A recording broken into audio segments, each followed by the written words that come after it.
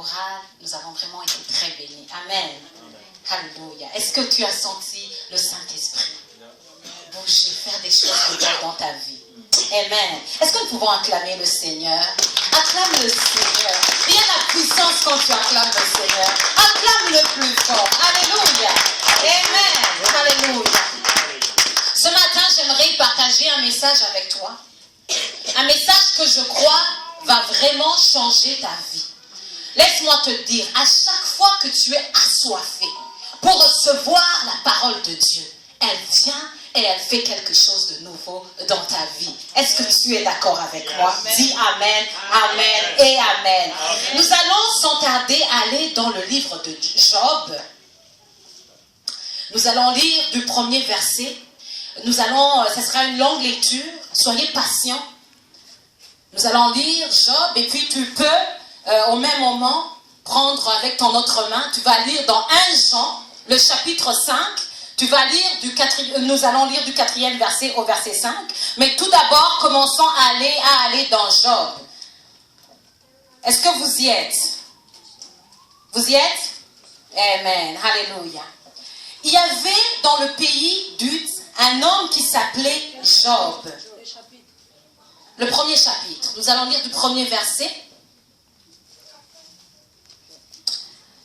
Et cet homme était intègre et droit. Il craignait Dieu et se détournait du mal. Il lui naquit 7 fils et 3 filles. Il possédait 7000 brebis, 3000 chameaux, 500 paires de bœufs, 500 ânesses et un très grand nombre de serviteurs. Cet homme était le plus considérable de tous les fils de l'Orient. Ses fils allaient les uns chez les autres et donnaient à tour un festin. Et ils invitaient leurs 3 sœurs à manger et à boire avec eux. Et quand les jours de festin étaient passés, Job appelait, sanctifiait ses fils, puis se levait de bon matin et offrait pour chacun d'eux un holocauste. Car Job disait, peut-être mes fils ont-ils péché et ont-ils offensé Dieu dans leur cœur. C'est ainsi que Job avait coutume d'agir. Or, les fils de Dieu vinrent un jour se présenter devant l'Éternel. Et Satan vint aussi au milieu d'eux. L'Éternel dit à Satan, d'où viens-tu? Satan répondit à l'Éternel, de parcourir la terre et de m'y promener. L'Éternel dit à Satan, as-tu remarqué mon serviteur Job? Il n'y a personne comme lui sur la terre. C'est un homme intègre et c'est un homme droit, craignant Dieu et se détournant du mal. Satan répondit à l'Éternel, est-ce d'une manière désintéressée que Job craint Dieu? Ne l'as-tu pas protégé, lui, sa maison et tout ce qui est à lui? Tu as béni l'œuvre de ses mains et ses troupeaux couvrent le pays. Mais étends ta main, touche à tout ce qui lui appartient, je suis sûr qu'il te maudira en face. L'Éternel dit à Satan, voici tout ce qui lui appartient, je te le livre. Seulement, ne porte pas la main sur lui. Et Satan se retira de devant la face de l'Éternel. Un jour que les fils et les filles de Job mangeaient et buvaient du vin dans la maison de leur frère aîné, il arriva auprès de Job un messager qui dit, les bœufs labourés et les ânesses paissaient à côté d'eux. Des Sabéens se sont jetés dessus, les ont enlevés et ont passé les serviteurs au fil de l'épée. Et puis je me suis échappé moi seul pour t'en apporter la nouvelle. Il parlait encore lorsqu'un autre vint et dit, le feu de Dieu est tombé du ciel, a embrasé les brebis et les serviteurs et les a consumés. Et je me suis échappé moi seul pour t'en apporter la nouvelle. Il parlait encore lorsqu'un autre vint et dit, des Chaldéens formés en 3 bandes se sont jetés sur les chameaux, les ont enlevés et ont passé les serviteurs au fil de l'épée. Je me suis échappé moi seul pour t'en apporter la nouvelle. Il parlait encore lorsqu'un autre vint et dit, tes fils et tes filles mangeaient et buvaient du vin dans la maison de leur frère aîné. Et voici un grand vent est venu de l'autre côté du désert, a frappé contre les 4 coins de la maison. Elle s'est écroulée sur les jeunes gens et ils sont morts. Et je me suis échappé moi seul pour t'en apporter la nouvelle. Alors Job se leva, déchira son manteau et se rasa la tête. Puis se jetant par terre, il se prosterna et il dit, je suis sorti nu du sein de ma mère et nu je retournerai dans le sein de la terre. L'Éternel a donné et l'Éternel a ôté, mais que le nom de l'Éternel soit béni. Alléluia. En tout cela, Job ne pécha point et n'attribua rien d'injuste à Dieu. Or, les fils de Dieu vinrent un jour se présenter devant l'Éternel. Et Satan vint aussi au milieu d'eux se présenter devant l'Éternel. Alors l'Éternel dit à Satan, d'où viens-tu? Satan répondit à l'Éternel, de parcourir la terre et de m'y promener. L'Éternel dit à Satan, as-tu remarqué mon serviteur Job? Il n'y a personne comme lui sur la terre. C'est un homme intègre et droit, craignant Dieu et se détournant du mal. Il demeure ferme dans son intégrité et tu m'excites à le perdre sans motif. Et Satan répondit à l'Éternel, peau pour peau, tout ce que possède un homme, il le donne pour sa vie. Mais étends ta main, touche à ses os et à sa chair, et je suis sûr qu'il te maudit en face. L'Éternel dit à Satan, voici je te le livre, seulement épargne sa vie. Satan se retira de devant la face de l'Éternel, puis il frappa Job d'un ulcère malin, depuis la plante du pied jusqu'au sommet de la tête. Et Job prit un tesson pour se gratter sa scie sur la cendre. Sa femme lui dit, tu demeures ferme dans ton intégrité, maudit Dieu et meurs. Mais Job lui répondit, tu parles comme une femme insensée, quoi? Nous recevons de Dieu le bien et ne recevrions pas aussi le mal. Et en tout cela, Job ne pécha point par ses lèvres. Alléluia. Nous allons aller maintenant dans 1 Jean, le chapitre 5. 1 Jean, chapitre 5.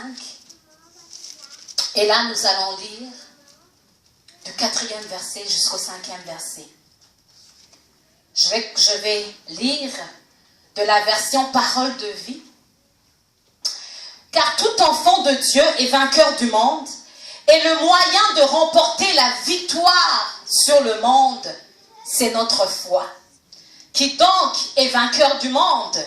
Seul celui qui croit que Jésus est le Fils de Dieu. Amen. Est-ce que nous pouvons le relire? Tout enfant de Dieu est vainqueur du monde.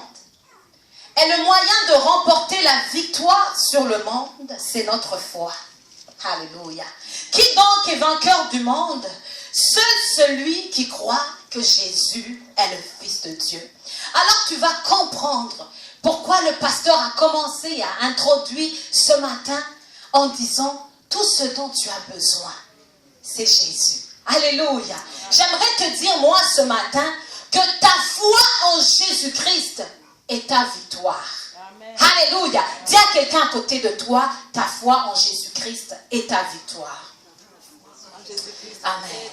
Alors, Seigneur, nous bénissons ton nom ce matin. Nous croyons que ton Esprit, Seigneur, est en train de parler encore une fois, est en train d'édifier l'Église au nom de Jésus-Christ. Parle, Seigneur, encourage, Seigneur, agis comme toi seul. Tu peux agir, éternel Papa. I surrender to you in Jesus' mighty name. Amen. Alléluia. Alors, tout enfant de Dieu est vainqueur du monde et le moyen de remporter la victoire sur le monde, c'est notre foi. Qui donc est vainqueur du monde? Seul celui qui croit que Jésus est le Fils de Dieu. Vois-tu, ce matin, je veux vraiment que tu sortes de cet endroit en comprenant bien pourquoi ta victoire réside dans ta foi en Jésus-Christ. Alors, comme nous venons de le voir dans l'histoire de Job, c'est un homme qui craignait Dieu. C'est un homme qui était ferme dans sa foi. C'est un homme qui, tous les jours de sa vie, il a craint Dieu, il a suivi l'Éternel. Alléluia. Même jusqu'à ce qu'un jour, en rencontrant beaucoup de problèmes, il a rencontré problème sur problème. Il a vu de mauvaises choses sur de mauvaises choses. Mais il est resté ferme dans son intégrité. Alléluia. Il est resté ferme dans son intégrité. Il n'a pas failli à Dieu. Il n'a pas insulté Dieu. Mais il a dit, l'Éternel a donné, l'Éternel a repris. béni soit le nom du Seigneur. Moi, Job, je continuerai à bénir le nom du Seigneur. Et nous voyons que maintenant, Satan, au travers de sa femme, lui a parlé, lui a dit, tu demeures ferme dans ton intégrité. À plusieurs fois, lorsque la Bible dit, tu demeures ferme dans ton intégrité, il faut comprendre qu'il n'y a pas de plus grande intégrité que la foi en Dieu. Alléluia. La foi en Dieu, la foi en Dieu, c'est ça le début de l'intégrité devant le Seigneur. Tu ne peux pas plaire à Dieu sans la foi. Alors sa femme lui a dit, comment ça tu demeures ferme dans ton intégrité? Maudis ton Dieu et puis meurs, que ça en finisse avec toi. Mais Job a dit, non, je ne maudis pas mon Dieu. Alléluia, il avait donné, il a repris, mais je continue à bénir le nom de l'Éternel. J'aimerais te dire, te montrer ce matin qu'il y a beaucoup de choses que tu rencontres dans ta vie. Il y a beaucoup de choses que Satan amène dans ta vie juste avec le but de détruire ta foi. Amen. Il veut détruire ta foi. Il veut détruire ta foi. À plusieurs reprises, Paul va écrire dans ses épîtres, il va dire, je m'étonne que vous détourniez si vite de la foi. Alléluia. Parce qu'il est très important qu'en tant qu'enfant de Dieu, tu demeures ferme dans la foi en Jésus-Christ. Parce que laisse-moi te dire une chose. Satan veut détruire ta foi. Parce que s'il réussit à détruire ta foi, tu seras mort, tu meurs. Alléluia. S'il tue ta foi, tu vas mourir. S'il tue ta foi, tu vas mourir. Tout enfant de Dieu est vainqueur du monde. Le moyen de remporter la victoire sur le monde, c'est notre foi. Qui donc est vainqueur du monde? Seul celui qui croit que Jésus est le Fils de Dieu. Aussi longtemps que tu vas avoir la foi que Jésus-Christ est le Fils de Dieu, aussi longtemps que tu vas rester ferme dans ta foi en Dieu, tu as la victoire. Tu auras la victoire. Tu auras la victoire. Alléluia. Amen. Alléluia. Amen. Tu auras la victoire si tu demeures ferme dans ta foi. Ce n'est juste qu'une question de temps. Mais si tu demeures ferme dans ta foi, tu seras vainqueur. Il faut aussi comprendre également que ceux qui ont déjà mis leur foi en Jésus-Christ, ces personnes-là ne peuvent pas mourir. Ce que juste le diable va faire, c'est juste apporter des confusion après confusion dans ta vie, pour que juste tu sois confus, pour que tu n'avances pas dans ta destinée. Il va frustrer ta vie. Mais ce matin, j'aimerais te donner un grand secret. Si tu es enfant de Dieu, si tu es né de Dieu, tu as la victoire. Malgré ce que tu es en train de vivre maintenant, malgré les montagnes qui sont dans ta vie, parce que tu as mis ton foi en Jésus-Christ, tu as la victoire et tu es vainqueur. Alléluia. Il faut comprendre qu'à chaque fois que nous parlons de victoire, c'est parce qu'il y a un certain combat. Tu ne peux pas parler de victoire s'il n'y a pas de combat que tu es en train de vivre dans ta vie. N'est-ce pas? Il n'y a pas de victoire s'il n'y a pas de combat que tu vis dans ta vie. Et la Bible ici nous dit que chaque enfant de Dieu est vainqueur. Avant même que tu ne rentres dans la bataille, tu es vainqueur. Dis Amen à cette parole. Avant même que tu ne rentres dans la bataille, tu es déjà vainqueur. Le diable, lorsqu'il vient, il vient pour tuer, il vient pour dérober, il vient pour détruire.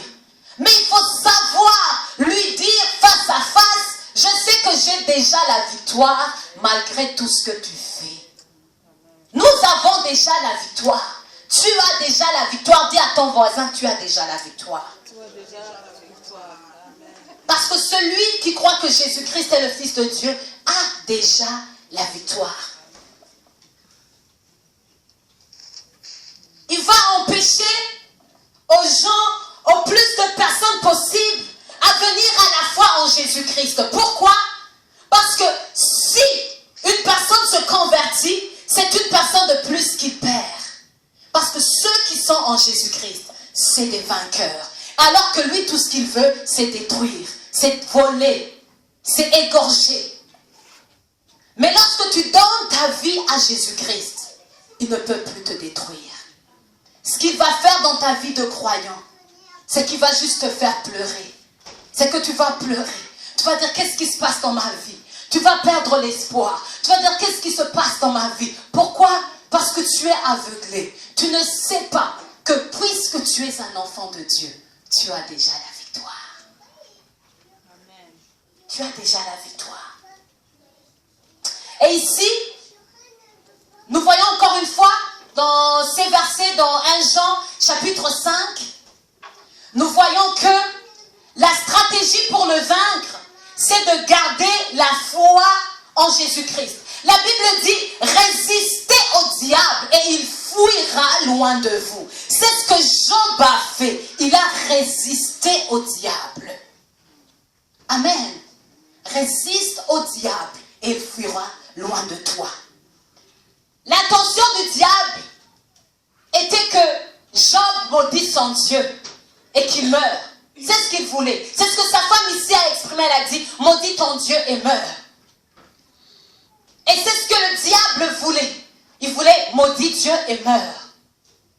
Il veut que tu dises, j'en peux plus de ces choses. Moi, j'abandonne la prière. Moi, j'abandonne aller à l'église. Moi, j'abandonne la vie chrétienne. Parce que je vois que ma vie n'avance pas. Parce que je vois que de mauvaises choses sur de mauvaises choses. Mais j'aimerais te dire ce matin, demeure ferme dans ta foi. Demeure ferme dans ta foi en Jésus-Christ. Parce que c'est lui qui a le pouvoir de rendre toutes choses belles en son temps. Est-ce que tu peux bénir le nom de Dieu? Amen. Résiste au diable et il fuira loin de toi. Il veut tuer ta foi. Il veut tuer la foi de l'Église. À chaque fois qu'il attaque l'Église, à chaque fois qu'il s'en prend à l'Église, son seul but c'est quoi? C'est de tuer la foi de beaucoup de personnes. C'est pour cela qu'il n'arrête pas d'apporter des confusions dans la maison de Dieu, dans l'Église de Dieu universellement. Pourquoi? Parce qu'il veut tuer. Il veut tuer un grand nombre de personnes. Parce que s'il continue à attaquer, qu'est-ce qui se passe? Il y a beaucoup de personnes. L'église sera distraite. Et l'église ne va pas accomplir sa mission. Nous n'allons pas aller dehors. Nous